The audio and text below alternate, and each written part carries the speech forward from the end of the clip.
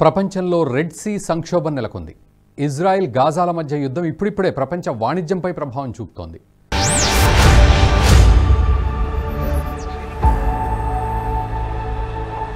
Iran కేంద్రంగా పనిచేస్తున్న Houthi తీవ్రవాదులు గాజా ప్రజలకు మద్దతుగా యుద్ధానికి దిగారు. తెలివిగా ప్రత్యక్ష యుద్ధంలో కాకుండా ప్రపంచ వాణిజ్యంపై ప్రభావం చూపే రెడ్ సీని తమ యుద్ధ ప్రాంతంగా ఎంచుకున్నారు. ఇజ్రాయెల్తో సంబంధం ఉన్న ప్రతి షిప్ను హైజాక్ చేస్తామని ప్రపంచ దేశాలను బెదిరించడం మొదలుపెట్టారు. చెప్పినట్టుగానే ఇప్పటికే దాదాపు 15 కంటైనర్ షిప్లను హైజాక్ చేశారు. కొన్నిటిపై డ్రోన్ దాడులకు పాల్పడుతూ వాటిని ధ్వంసం చేసే ప్రయత్నమూ జరిగింది. ఈ నేపథ్యంలో అమెరికా తన కుయుక్తులను ప్రదర్శిస్తోంది. ఇదే అదనుగా చూసుకుని ఇరాన్ లక్ష్యంగా యుద్ధానికి తెరలేపాలని చూస్తోంది. ఇందులో భారత్ను లాగడానికి అనేక ప్రయత్నాలు మొదలుపెట్టింది. ఏకంగా అమెరికన్ డిఫెన్స్ భవనం పెంటగాన్తోనే అబద్ధపు ప్రచారానికి దిగింది. భారత్పై ఇరాన్ దాడికి పాల్పడిందంటూ అబద్ధ ప్రచారాలు చేస్తోంది. ఈ క్రమంలో అసలేం జరిగింది, అమెరికన్ ట్రాప్లో భారత్ పడి ఉంటే ఏం జరిగేది తెలుసుకుందాం. అరేబియా సముద్రం నుంచి ఇండియాకు వస్తున్న వాణిజ్య నౌకపై శనివారం డ్రోన్ దాడి జరిగింది. ఈ ఘటన గుజరాత్ తీరంలో చోటు చేసుకుంది. పోర్బందర్ తీరానికి 401 కిలోమీటర్ల దూరంలో జరిగిన ఈ అటాక్లో ఎలాంటి ప్రాణ నష్టం సంభవించలేదని నేవీ అధికారులు ప్రకటించారు. పేలుడు పదార్థాలతో కూడిన డ్రోన్ ఎంవి క్యామ్ ఫూటో మర్చెంట్ షిప్ను ఢీకొట్టింది. దీంతో భారీ ఎత్తున మంటలు చెలరేగాయి. డ్రోన్ దాడి జరిగిన సమయంలో షిప్లో 20 మంది భారతీయులు సిబ్బందిగా ఉన్నారు. షిప్ ఇండియా వైపు వస్తున్నప్పుడు ఈ ఘటన జరిగింది. సౌదీ అరేబియా నుంచి లైబీరియా జెండాతో క్రూడ్ ఆయిల్ ట్యాంకర్లతో బయలుదేరిన ఈ షిప్ ఇజ్రాయెల్ అనుబంధ సంస్థకు చెందిందని, అందుకే ఈ దాడికి పాల్పడినట్లు తెలుస్తోంది. దీనిపై అమెరికా ఒక కీలక ప్రకటన చేసింది. A one way attack drone fired from Iran అంటూ పెంటగాన్ ప్రకటించింది.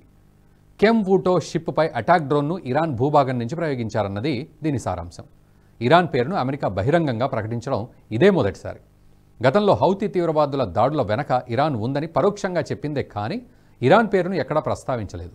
భారత్కు చెందిన షిప్పై దాడి చేయగానే పెంటగాన్ ఇరాన్ పేరును బహిరంగంగా ప్రకటించింది. అయితే ఈ దాడిపై భారత్ సంయమనం పాటించింది.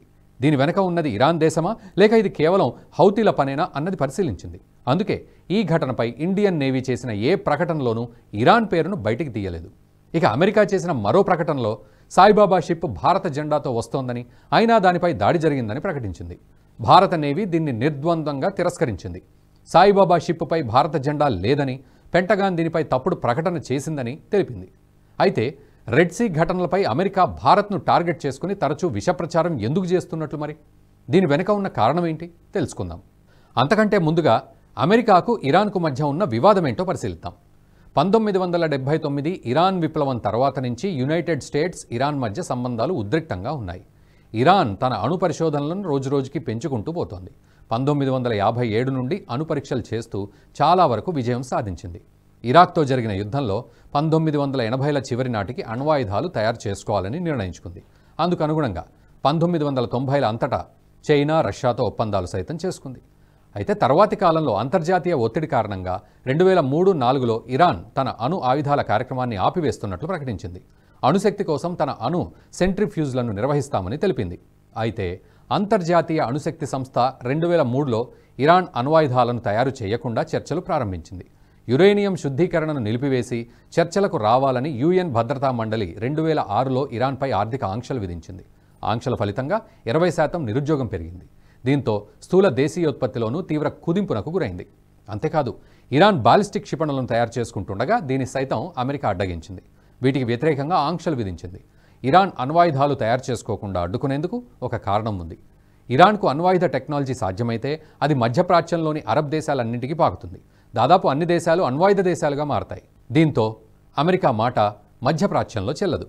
ఆయా దేశాల మధ్య యుద్ధాలు సృష్టించి క్రూడ్ ఆయిల్ను తక్కువ ధరకే తరలించుకుపోయే అమెరికా కుయుక్తులు ఇక చెల్లవు. అందుకే ఇరాన్కు వ్యతిరేకంగా అమెరికా పావులు కదుపుతోంది. అయితే భారత్కు ఇరాన్తో గట్టి సంబంధాలే ఉన్నాయి. మోదీ ప్రధాని అయిన తర్వాత నుంచి ఈ సంబంధాలు మరింత బలోపేతమయ్యాయి. 2016లో భారతదేశం ఇరాన్కు 150 మిలియన్ క్రెడిట్ లైన్లను ప్రకటించింది. అంతేకాదు ఇరాన్లో భారత వాణిజ్యానికి కీలకంగా ఉండే చాబహార్ పోర్టు నిర్మాణానికి భారత్ $85 మిలియన్ అందించింది. ఆగ్నేయ ఇరాన్లో ఉన్న చాబహార్ పోర్టు ద్వారా మధ్య ఆసియాలో ఉన్న మార్కెట్లో వాణిజ్యం మరింత సులువు అవుతుందనే ఉద్దేశంతో భారత్ దీన్ని నిర్మించింది. దీంతోపాటు 2 దేశాల మధ్య చమురు కొనుగోళ్లు కూడా జరిగాయి. ఇందుకు డాలర్లలో కాకుండా రూపాయల్లో చెల్లింపులు సైతం ఇరాన్ అంగీకరించింది. ఒకానొక దశలో ఇరాన్తో వాణిజ్యాన్ని తగ్గించుకోమని అమెరికా భారత్పై ఒత్తిడి తీసుకొచ్చినా మోదీ వెనక్కి తగ్గలేదు. అదే వాణిజ్యాన్ని కొనసాగించారు. అయితే ప్రస్తుతం అమెరికా భారత్ను యుద్ధంలోకి లాగాలని ఎందుకు ప్రయత్నిస్తుందో తెలుసుకుందాం. అమెరికాకు ఇరాన్ అంటే మొదటి నుంచి గిట్టదు. ఆ దేశం అణ్వాయుధ తయారీకి పూనుకోవడంతో పాటు అగ్రరాజ్యాన్ని ధిక్కరించడం కూడా దీనికి కారణం. అందుకే ఇరాన్పై ఎలాగైనా యుద్ధం చేయాలని ప్రయత్నిస్తోంది. ఇప్పటికే ఆ దేశానికి వ్యతిరేకంగా 20 దేశాలతో ఒక కూటమి ఏర్పాటు చేస్తోంది. దీనికి సంబంధించి అన్ని దేశాల్లో ఒప్పందంపై సంతకం చేశాయని పెంటగాన్ ప్రకటించింది. అయితే ఇరాన్కు ఉన్న ఒకే ఒక్క తోడు భారత్. మన దేశంతో ఆ దేశానికి స్నేహపూర్వక సంబంధాలు లేకపోయినా వాణిజ్య సంబంధాల వల్ల 2 దేశాలు కలిసి ఉన్నాయి.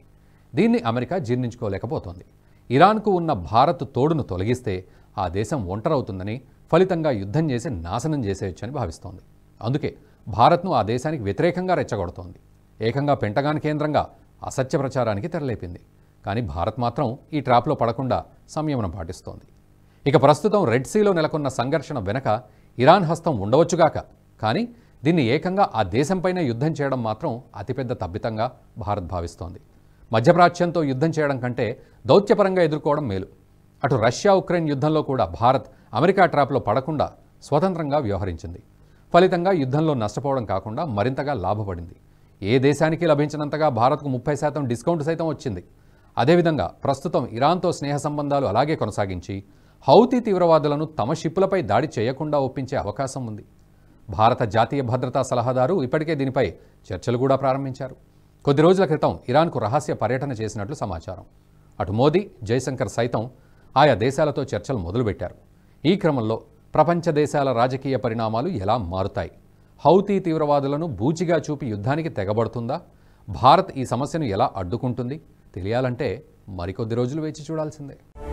జాతీయవాద జర్నలిజానికి అసలైన వేదిక నేషనలిస్ట్ హబ్ ని సబ్స్క్రైబ్ చేసుకోండి. నోటిఫికేషన్స్ కోసం బెల్ ఐకాన్ పై క్లిక్ చేయండి.